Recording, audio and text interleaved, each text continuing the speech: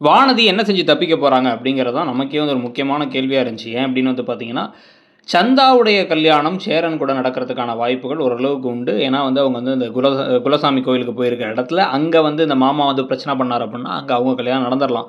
ஆனால் இங்கே வானதிக்கு யாரும் இல்லாமல் தானே தப்பிக்க வேண்டிய கட்டாயமோ, இல்லை கார்த்திகா எப்படி வந்து சேரனுக்கு கிடைக்காம போனாங்களோ, அந்த மாதிரி ஒரு கட்டாய கல்யாணமோ நடக்கிறதுக்கு வாய்ப்பு இருக்குங்கிறத நம்ம சொன்னோம். அதே மாதிரியே இன்றைக்கி வந்து பார்த்தீங்கன்னா, வசந்த் அதாவது வானதியுடைய அண்ணன் அவர் என்ன பண்ணுறாரு அப்படின்னா, வீட்டோடு சேர்ந்து பிளான் பண்ணி வானதியை ஏமாற்றி கோயிலுக்கு கூப்பிட்டு போயிட்டு ஃபோனெல்லாம் பிடுங்கி வச்சுட்டு அவங்களுக்கு கட்டாய கல்யாணத்தை பண்ணி வைக்கிறதுக்கு பிளான் பண்ணுறாங்க.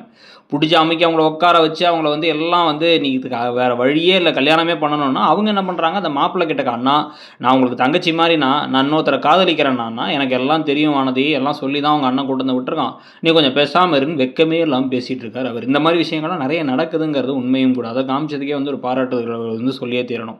ஸோ இப்போ இந்த சமயத்தில் வந்து பார்த்திங்க அப்படின்னா வந்து வானதி எவ்வளோதான் கெஞ்சி பார்த்தாலும் நடக்காது, இவனுங்க மோசமான மனுஷன்லாம் இருக்கானுங்க அப்படிங்கும் போது தான் புதுசாக ஒரு பிளானை தூக்கி போடுறாங்க.